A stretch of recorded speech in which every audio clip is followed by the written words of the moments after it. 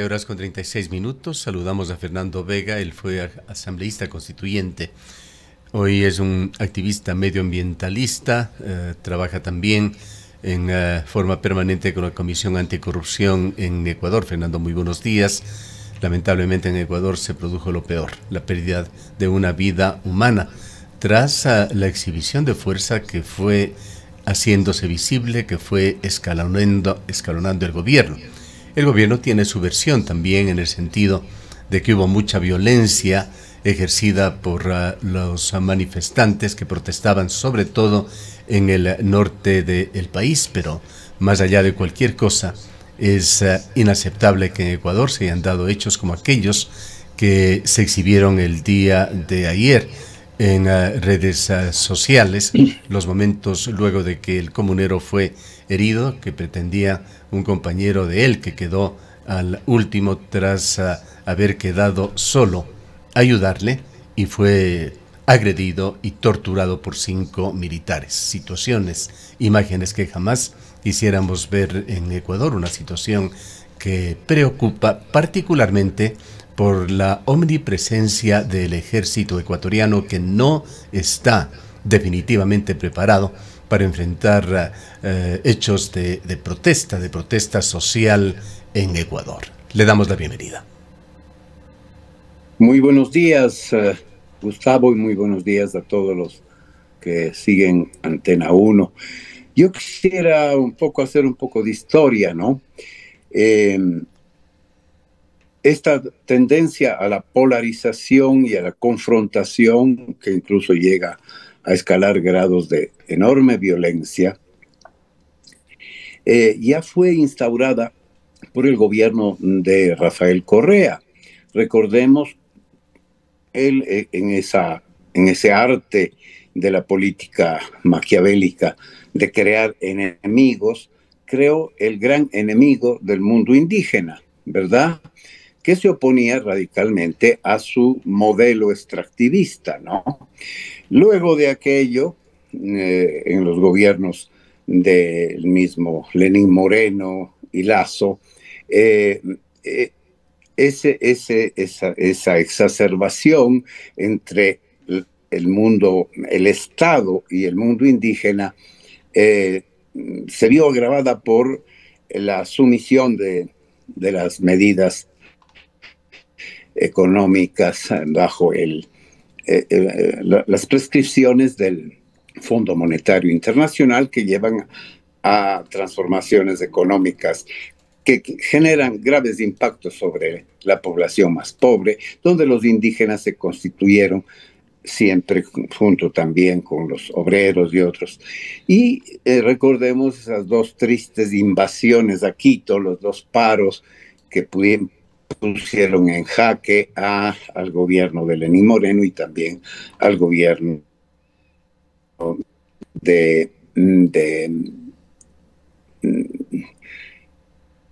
al de Lasso, ¿no? Y entonces todo eso generó podemos decir, desde la centralidad de Quito, esta idea de que los indígenas son los enemigos de Quito, y que con el señor Noboa, pues él ha planteado un esquema guerrerista. Él es un guerrero, ¿no? Y él es un guerrero que ha ido creando también nuevos enemigos en esta lucha, ¿no?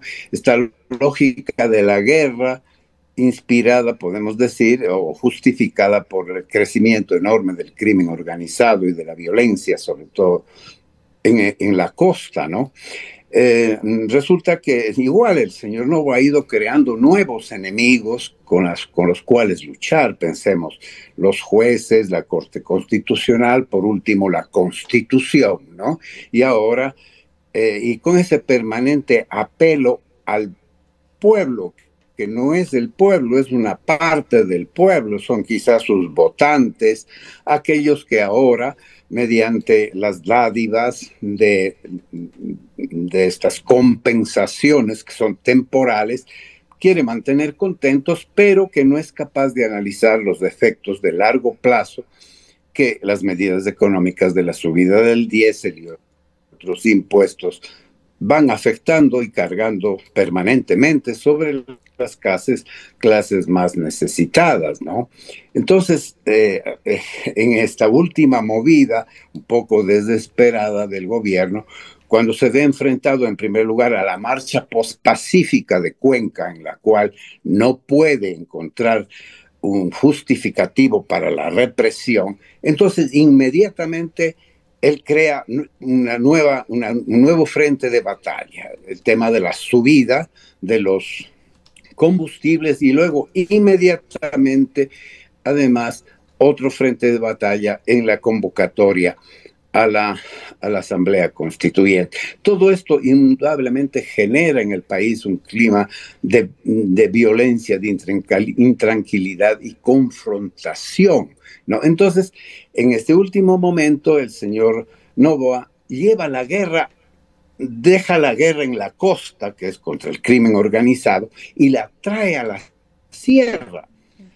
Una estrategia muy eficiente desde el punto de vista de los intereses del Estado, pero terriblemente fatal para los bienes del país, porque en la costa los militares, los policías, cuando hay violencia llegan para levantar los cadáveres, ¿verdad?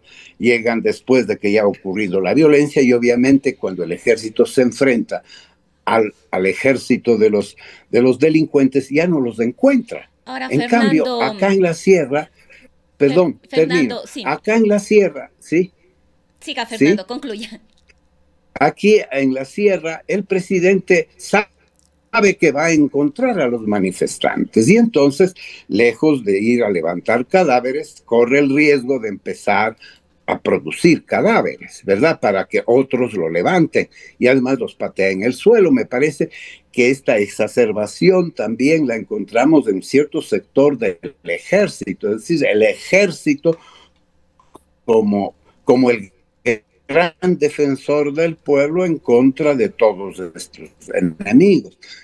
Me parece a mí que esta situación le llevar al Ecuador a una situación de extrema inseguridad y de extrema violencia. Fernando, muy buenos días. El gobierno nacional, el presidente de la República han dicho que no son solo los manifestantes, campesinos, indígenas, estudiantes los que están en las calles en este momento, sino que hay presencia del crimen organizado que se está actuando con una formación de guerrilla. Aquí nosotros nos preguntamos, con la injerencia del crimen organizado, de la minería ilegal, ¿esto solamente es un intento de deslegitimar la protesta o existe una posibilidad real de que estos sectores del crimen organizado estén detrás o tengan algunas intenciones de inmiscuirse en esta protesta social?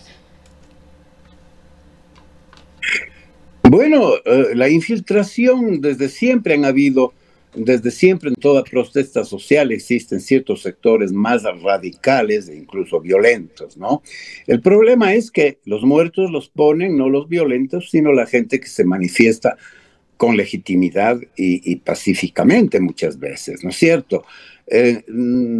La violencia del Estado se ejerce de manera indiscriminatoria y eso se muestra precisamente en este intento de hacer una nueva consulta popular en la que se puedan, o una nueva asamblea constituyente en la que se pueda aprobar un gobierno con enorme poder de discrecionalidad para controlar el país, para controlar los distintos sectores descontentos de la sociedad, ¿no? Vemos, por ejemplo, cómo ya se usa la inteligencia no para saber cuál va a ser el movimiento de los criminales, sino para perseguir a los líderes de la protesta social a través de una persecución de sus cuentas, a través de una serie de síntomas, ¿no? Que yo los viví también durante la época del señor Correa, ¿no? Ahora la inteligencia ha avanzado, o sea, el gobierno es mucho más inteligente, ¿verdad?, en tener la data necesaria precisamente para atacar, amedrentar, ¿no es cierto?, a las personas que están haciendo, quizá están luchando por los derechos humanos, en este caso en Cuenca y en otros lugares, por los derechos humanos y por los derechos por los que el pueblo está protestando en este momento, ¿no? Quizá podemos avanzar en el tema de las propuestas que se podrían hacer para esto, ¿no? Pero podemos hacerlo en un segundo momento. ¿Cómo ha visto usted el desarrollo de este paro nacional en el país? Se ha dicho mucho de que la CONAIE no tiene la fuerza exhibida en otros paros. Analistas vaticinaban, además de que el paro iría menguando y probablemente desapareciendo. De ninguna manera podemos pensar por ningún aspecto, por ningún ángulo, que el fallecimiento de este comunero en la zona norte del país sea algo positivo para el paro. Lo lamentamos y lo condenamos desde distintos puntos de vista que ya lo hemos expresado, pero ¿cómo ve usted el desarrollo del paro? ¿Qué es lo que se espera? ¿Cuál será la deriva de esta protesta en Ecuador? Bueno, yo creo que ciertamente la CONAIE no tiene diríamos, la unidad y la capacidad quizá de hacer un paro, una movilización, una toma de Quito como en otros momentos. Y quizá no sé si es una estrategia, no lo sé, pero la CONAIE ha escogido el camino de movilizaciones permanentes, parciales, de tal manera que en este momento no hay un líder al frente de una movilización, sino que hay movilizaciones localizadas, ¿no es cierto?, promovidas por líderes de las comunas, de las organizaciones locales, ¿no? Y me parece que si es una estrategia, puede marear un poco al gobierno si se mantienen y se exacerban con estas muertes y la agudización de la represión. Evidentemente puede ocurrir que estas movilizaciones continúen de manera muy prolongada, aunque sea de manera menos espectacular que otras veces, pero que de todas maneras van a tener en jaque al gobierno, pero también en jaque a la propia población, que el gobierno explota ese descontento de la población que quiere trabajar, pues para agudizar el enfrentamiento, llevando incluso al posible enfrentamiento entre las propias grupos de la sociedad, los que quieren trabajar contra los que quieren visibilizar el paro, quiere que el resto de gente se sume al paro, obligando a ciertas personas a hacer su camión, etcétera. Ya es una agresión de la población contra la población, ¿no? Y esto me parece terrible porque a ver, lo voy a decir en lápido, que el Señor no crea, ¿no? Y bate con los ministros de guerra y con el ministro de gobierno a pelear, a atacar. Resulta que esos enemigos, pues, es el pueblo al que debería gobernar. O sea, ¿cómo es? Fernando, lamentablemente tenemos problemas con su señal, aparentemente por la calidad de la internet. Esperemos que pueda corregirlo. Sí, estoy bien. Sí, a ver si puede quizá encontrar otra ubicación dentro de su casa, donde tengamos una mejor señal de internet. De otra manera tenemos demasiado cortes y no podemos entenderle. Probemos allí, probemos. Ay, ahí, probamos ahí.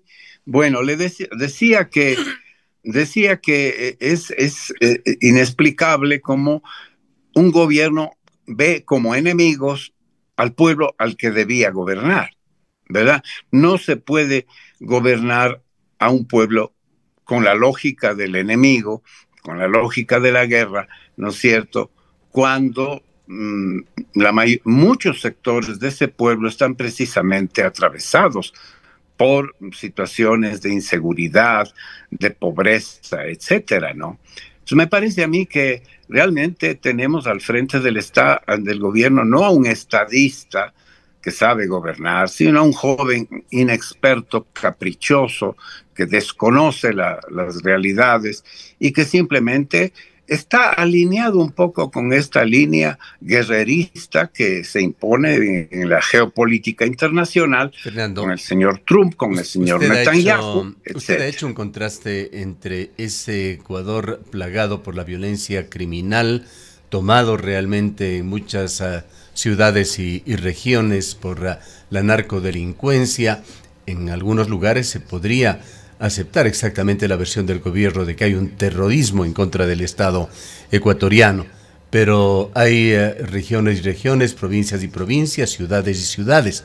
Yo quisiera preguntarle cómo vio estas actuaciones del pasado día jueves de la policía local en el parque de la ciudad de Cuenca, que evidentemente han contrastado con esa marcha que fue casi una fiesta de la ciudad, la marcha de Cuenca hace unos pocos días atrás.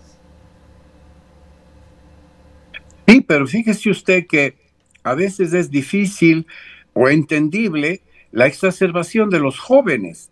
Los jóvenes tienen idealismos, además muchas veces sí están permeados por ideologías que pueden radicalizarse, ¿no? Y eso es un peligro.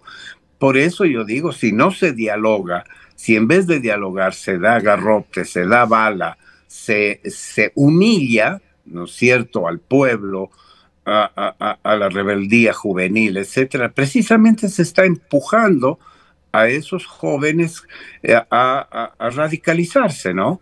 Ese es un peligro. Por lo tanto, el único camino posible para que el Ecuador retorne a la paz es el diálogo. Es el diálogo.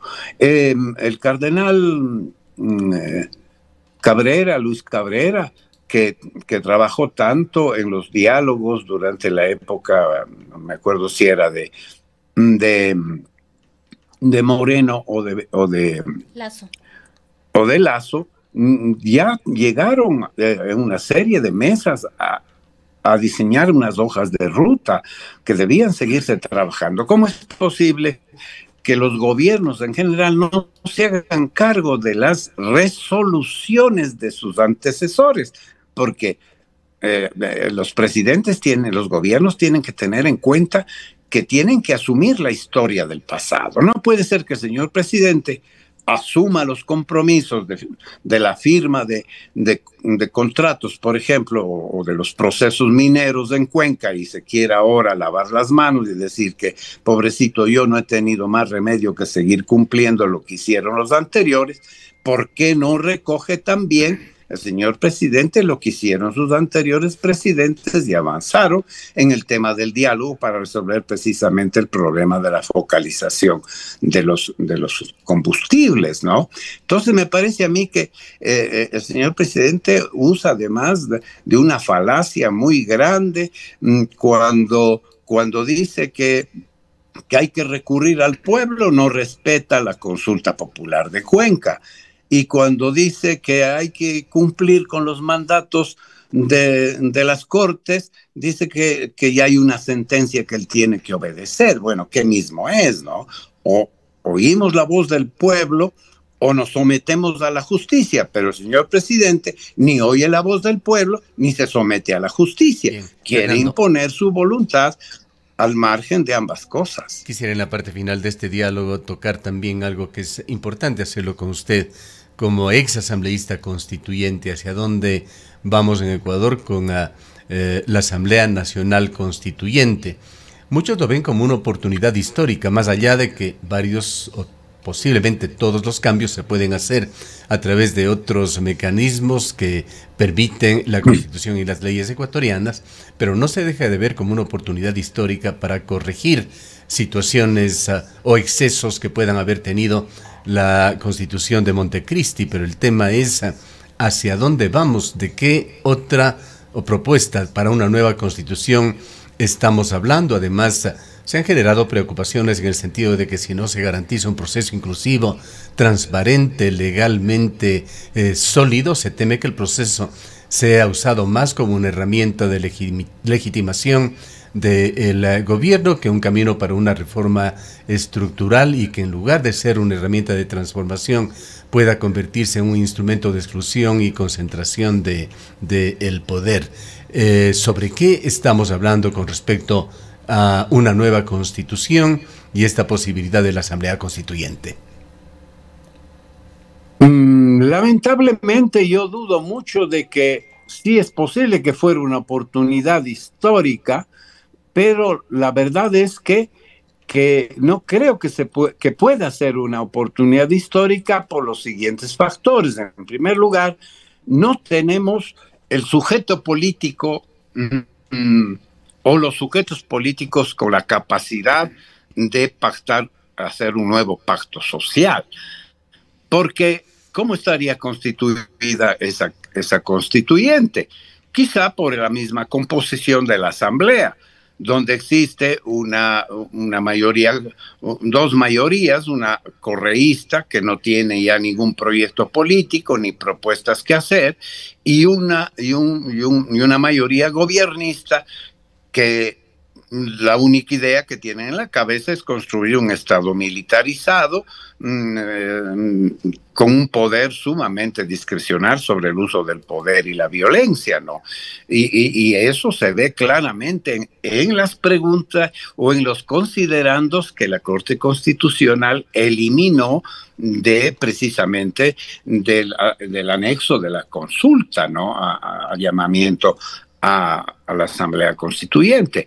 Me parece a mí que es muy riesgoso en este momento. Además, va a generar agravar el problema económico y desfinanciamiento de la escuálida caja fiscal, y generar además, y esto lo dicen incluso las cámaras, los empresarios ecuatorianos, generar un clima de incertidumbre que va a impedir aún más la generación de trabajo, de empleo y de reactivación económica del país, ¿no?